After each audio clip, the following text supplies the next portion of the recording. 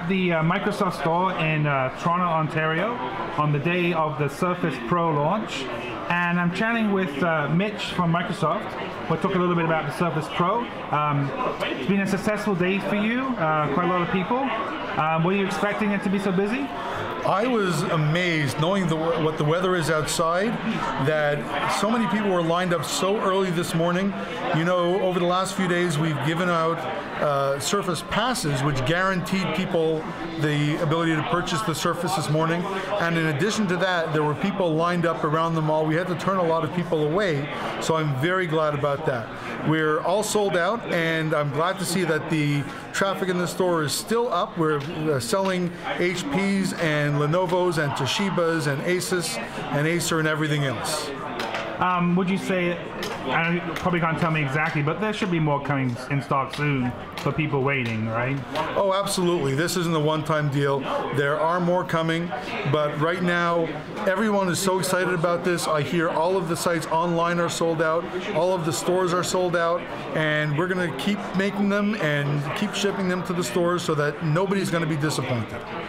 Just for any of our business customers who might be watching, or business users, if you do want to get your hands on a Surface Pro and you're a business user, you do need to come to the Microsoft store as the best place to go for that, right? Well, absolutely. Although some of the retail partners will be carrying it, I can tell you that Caden Forbes is the business development manager, and he's the best person to speak to if this isn't a personal purchase. If you're doing it through the business, do it through Caden, and he'll be able to help you out just fine.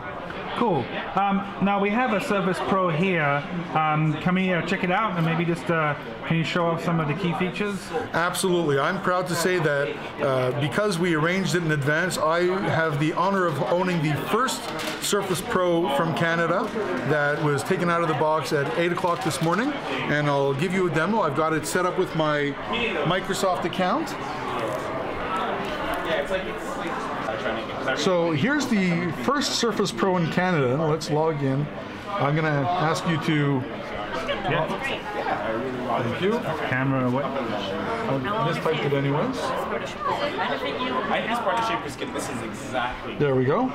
And my Surface Pro is logged in with my Microsoft account. You see the handsome little face in the corner there. And the only thing that I've installed so far is, of course, Office 2013. I'm very glad to have my Outlook, which is so far the big difference between the Surface Pro and the Surface RT. Surface RT has the entire Office suite minus Outlook, so that's very important for me. You'll also notice that the Nokia stock is pinned there. That's not because Microsoft is in bed with Nokia, that's because I have it pinned on my profile on my desktop. It has gotten all of my settings from my Microsoft account. So everything that I have set up on my desktop at home is set up here.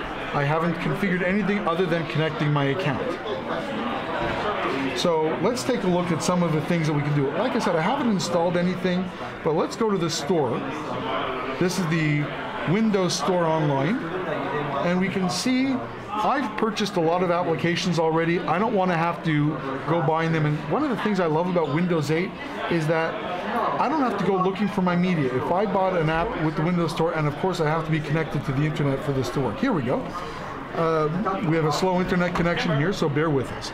All of my apps are here. I can just swipe down and click on My Apps. These are all of the applications that I have purchased using this account. And I don't have to go looking for the media. If I want to reinstall, let's say, my countdown timer or any of my tools, let's install my WordPress. I can just pick WordPress and my Twitter application and my, let's say, TuneIn Radio, and it will install all of those directly from the Microsoft Store. It knows that I've purchased them. I don't have to buy them again, and it will just download them and install them for me. I'm going to put that aside for the time being. Let's go back to the Start menu, and I can configure my mail. Now, if I have Microsoft Office or Microsoft Office with Outlook, I don't necessarily need this, but let's say that I don't. I have Windows Mail installed, and I can put in as many accounts as I want.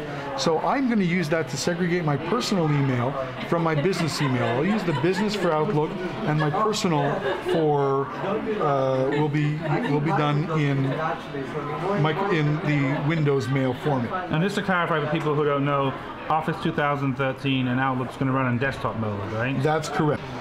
So a lot of people are concerned, you asked about the desktop mode. There is still a desktop on the Surface, on Windows 8, and in fact people say, where's my start menu? Well, down in this corner at the bottom here, whoops, I'm able to right-click and pull up all of the options that I had in my old start menu. So everything's there. The start menu is full screen, but also the options, my disk manager and my computer manager and my command prompt and my control panel are all here as long as I know where to look. Windows 8 and the Surface are not something that people are going to spend a lot of time getting to know, but as soon as they do spend a few minutes, they're going to realize that they've actually gained functionality, not lost anything at all. So would you say, looking at where you're in your own personal use case scenario, would you not bring a mouse with you but use the pen in desktop mode more than having a small mouse in the pocket in your bag with you?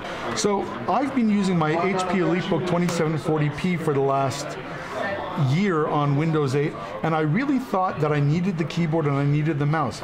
But since I got my Surface, I realized that I'm actually disconnecting from everything and using it like this a lot more. So there's no mouse, there's no keyboard, there's no anything. And if I wanted to start typing a letter, all I would do, here we've got WordPad open, I would just start typing on my on-screen keyboard. And you know what, maybe you're not comfortable with this on-screen keyboard, maybe you prefer the thumb keyboard, and whichever keyboard you're going to use, or you could even start writing, and this is where my stylus is going to come in handy. I do not need any external accessories for the Surface Pro to suit my needs. And you'll notice that I'm a really bad writer. That's not weeds, that's needs. We got it almost perfectly.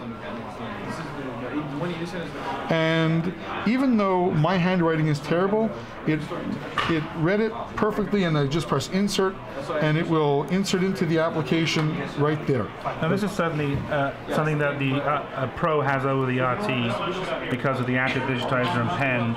It does make pen input a lot more precise. That's right. For handwriting recognition and now, things like that. Just so you know, you can use a stylus or a touch type pen device with the Surface RT, but it does come with the Surface Pro, and it is going to make my life a lot easier. I mean, I can see the stylus being an excellent input device for OneNote.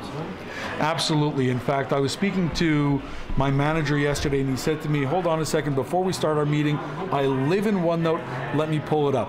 OneNote is one of the apps that you're going to love on the Surface Pro because there are two modes to it. There is the desktop mode, but there's also a Windows 8 mode app that you can go into the store and download. I've actually got the store open here, so let's pull that open.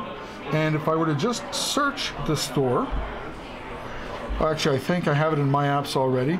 There is a OneNote app that you can download, and it is touch optimized, and it is great.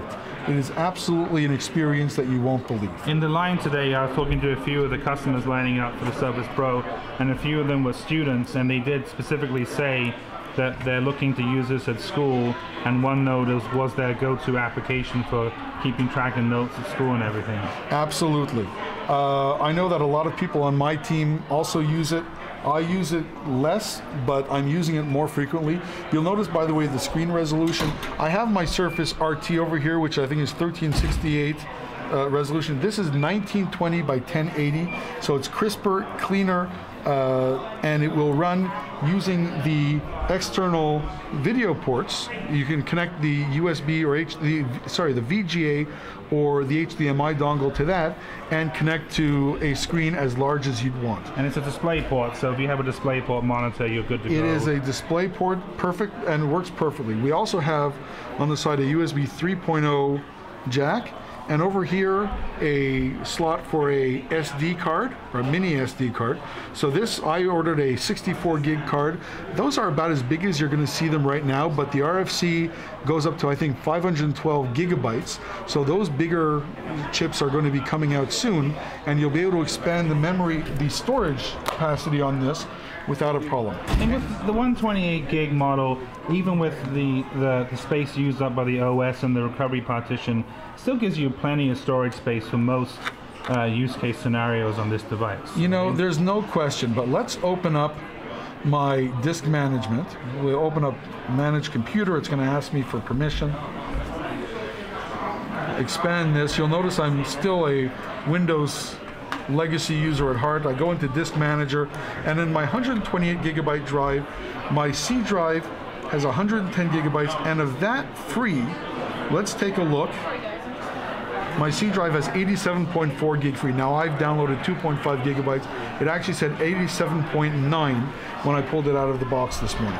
I mean, yeah, you're not going to be installing like 100 gig game files and everything, but you know, that's right. It still has plenty of space. But let's look at what you see on that. I have a 7.81 gigabyte recovery partition. So if my computer is completely wrecked, or if I want to reset it to factory spec, I can restore it from that. But if I want to remove that, I can transfer that recovery partition to a USB key or external media and recover 7.81 gigabytes. All of a sudden, I've got close to 100 gigabytes free on my 128 gigabyte drive. That's pretty good.